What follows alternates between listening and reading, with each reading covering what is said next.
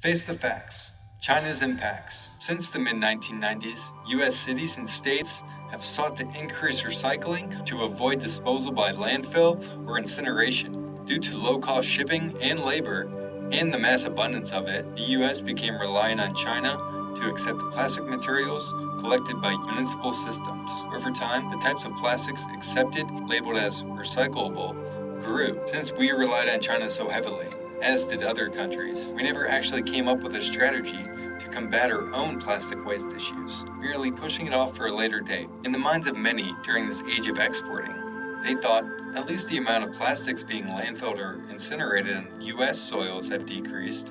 Those plastics exported still got incinerated or ended up in a landfill. And what's worse, there's clear evidence that until recently, alongside China's import changes, the regulations they had on incineration and disposal were hardly present. In 2013, global trade for plastics faced major changes when China's green fence policy began restricting imports of contaminated materials. Following that, in 2018, China's national sword policy significantly impacted America's municipal recycling collection systems.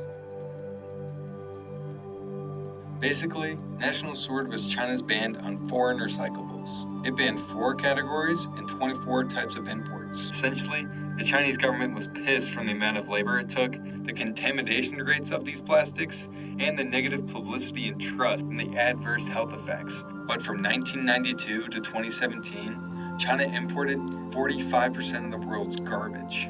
Maybe that's how they've gotten away with these Muslim endearment camps for so long. Anyway, since the documentary Plastic China debuted in 2014, more than 60 investigations and articles have shown that millions of tons of exported plastic waste have been dumped or burned rather than recycled.